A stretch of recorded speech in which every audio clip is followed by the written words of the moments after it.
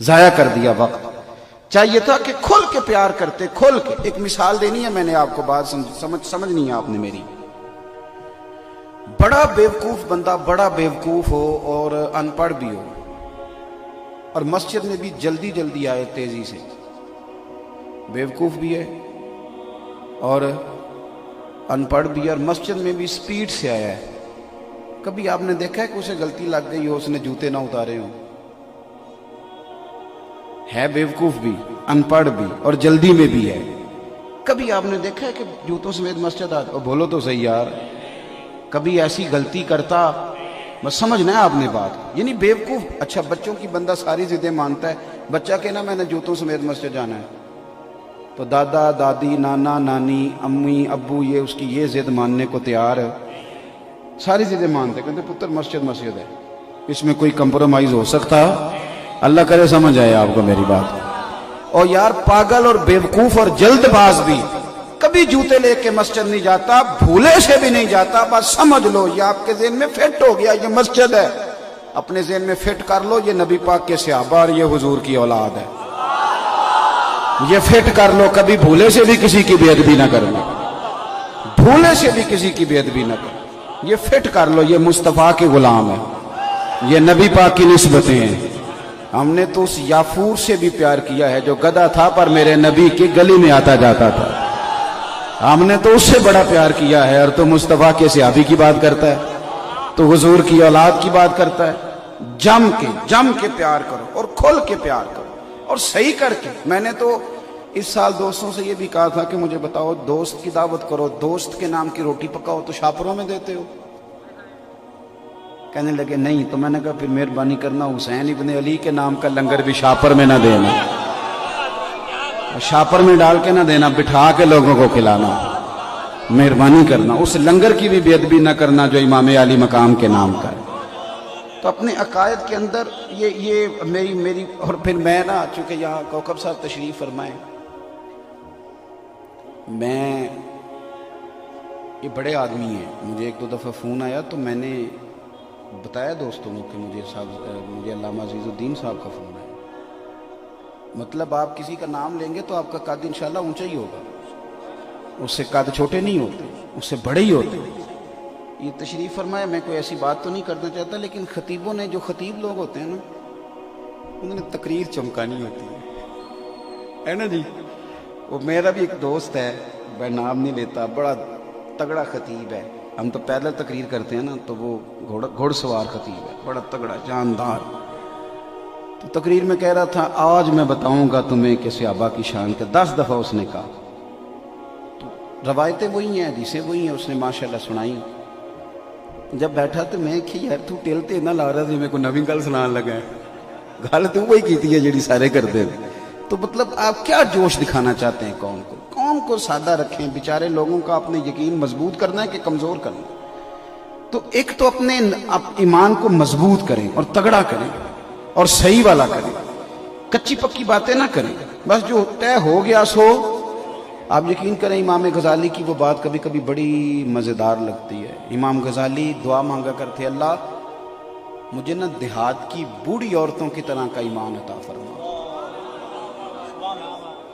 اس لیے کہ زیادہ مسئلے جانتی نہیں تھی, جو جانا تھا وہ پکا کر کے جانا تھا. یہ کئی دفعہ آ گئی بھی بہت بڑی مصیبت بن جاتی کہ لوگ الجھ جاتے ہیں, کبھی ادھر نکل جاتے ہیں کبھی ادھر.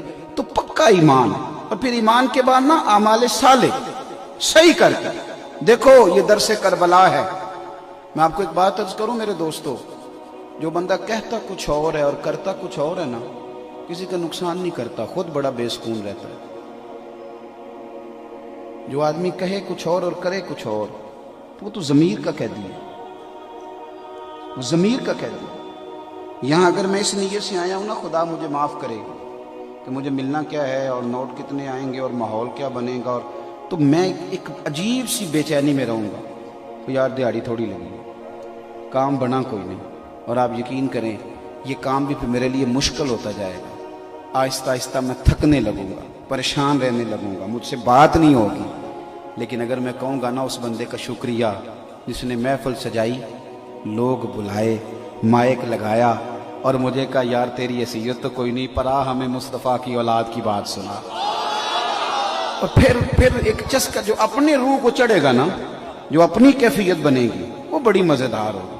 زندگی عمل والی بنائیں، عمل والی۔ اگر آپ کہتے کچھ ہیں اور کرتے کچھ ہیں تو دو کشتیوں کا مسافر تو ڈوبے گا۔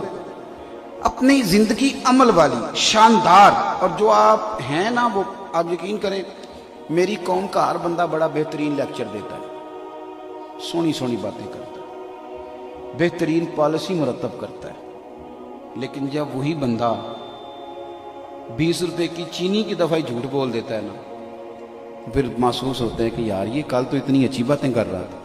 بیٹے بیٹھ جاؤ، پیرے بیٹھے، نیچے بیٹھے، شاباش۔ کبھی بھی اگر آپ بے عمل زندگی گزارے، میرے اسد فرمایا کرتے تھے، اگر تم دیکھو نا بہت پڑھا لکھا آدمی ہے، بہت زیادہ، اور ہے بے عمل، تو اس کی صحبت سے بچو۔ میں نے عرض کی حضور یہ بات سمجھ میں نہیں آئی، علماء کے یا پڑھے لکھے بندوں کے پاس بیٹھنے سے ہی انسان کو کچھ ملتا ہے، تو اگر وہ بے عمل ہے تو اپنی جگہ ٹھیک ہے، لیکن چلیں اس کی بات سے کچھ ملے گا۔ تو انہوں نے ایک بڑی گہری بات کی، فرمانے لگے جب بہت سیاںا بندہ بے عمل ہوتا ہے نا، تو نقصان یہ کرتا ہے کہ وہ اپنی بے عملی پر بھی دلائل دیتا ہے۔ وہ کہتا ہے یہ کام میں نے غلط کیا تو یہ دلیل ہے، یہ مجبوری ہے، یہ مسئلہ ہے، یہ اس طرح ہے، یہ اس طرح ہے۔ وہ چونکہ بے عملی پر بھی دلائل دیتا ہے، لہٰذا وہ لوگوں کو محسوس کراتا ہے کہ نہیں میں بے عمل نہیں ہوں، بلکہ میں تو یہ دلیل کے ساتھ کام کر رہا ہوں۔ اپنی کمزوری کو، معاذ اللہ اپنی کمزوری کو وہ دلائل میں لے آتا ہے، خرابی ہو۔ عمل والی زندگی، سونی زندگی۔ حضرت انس بن مالک رضی اللہ تعالیٰ عنہ فرماتے ہیں کہ میں مسجد نبوی شریف سے نکلا،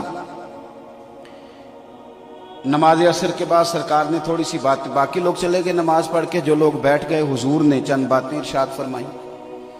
کہتے ہیں میں مسجد نبوی شریف سے نکلا تو میں آگے گیا تو ایک صحابی مکان بنا رہے تھے، اور اپنے مکان کی دیوار اتنی اونچی کر چکے تھے کہ چھت تک دیواریں پہنچ گئی تھی۔ میں جب ان کے قریب سے گزرا، میں نے السلام علیکم ان سے کہا، انہوں نے وعلیکم السلام کہا، تو کہنے لگے انس میں تو نماز پڑھ کے آ گیا تھا، یہ کام میرے ذمہ تھا، تو آپ مسجد میں تھے، حضور نے کوئی نئی بات تو نہیں سنائی، کوئی نئی آیت تو نہیں آئی؟ شوق دیکھیں صحابہ کا۔ تو حضرت انس بن مالک رضی اللہ تعالیٰ عنہ فرماتے ہیں ہاں سرکار نے نا ایک نئی آیت ہمیں تلاوت کر کے سنائی ہے، قرآن مجید کی آیت نازل ہوئی ہے۔ کہا کون سی؟ تو فرمانے لگے رب فرماتا ہے اقترب للناس حسابهم وهم فی غفلۃ معرضون۔ اللہ فرماتے ہیں لوگوں کے حساب کا وقت قریب آ گیا، لیکن ابھی بھی وہ غفلت میں منہ پھیرے ہوئے ہیں۔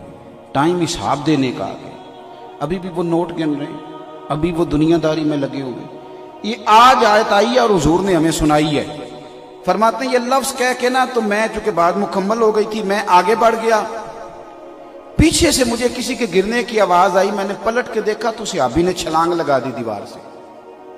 میں نے انہیں کہا کیا ہوا، مکان نہیں بنانا؟ کہنے لگے نہیں۔ کہاں جا رہے ہو؟ کہنے لگے مسجد شریف۔ میں نے کہا وجہ؟ کہنے لگے ابھی تو آپ نے سنایا ہے کہ حساب کا وقت قریب آ گیا ہے، تو حساب کا وقت قریب آ جائے اور میں ابھی بھی دنیا داری کرتا رہوں، بس بنتا رہے گا مکان، میں مسجد جاؤں گا، قرآن پڑھوں گا اور اللہ کی عبادت کروں گا۔ یعنی ابھی آیت آئی اور ابھی عمل کرنا ہے۔ ہم تو انتظار کر رہے ہیں رمضان سے نمازیں شروع کریں گے، آج کرنے کے بعد نیک ہو جائیں گے۔ او بھائی ابھی سے، پتہ نہیں تیری سانس مہلت دے کہ نہ دے، ابھی سے زندگی عمل والی۔ اور میں ان لوگوں سے کہتا ہوں جو دینی کارکن ہیں، جو کسی کے ساتھ وابستہ ہیں، جن کی وضاحت دینداروں جیسی ہے، وہ مہربانی کریں کبھی کسی کو دھوکہ نہ دیں، اپنی داڑھی کا پاس کریں، اپنے امامے کا خیال کریں، اپنی نسبت کا خیال کریں، اپنے شیخ کا خیال کریں۔ وہ زیادہ دیکھو نا، میرا سنی اگر عقیدے کا پکا ہونا چاہیے نا، تو ناپ تول کا بھی صحیح ہونا چاہیے۔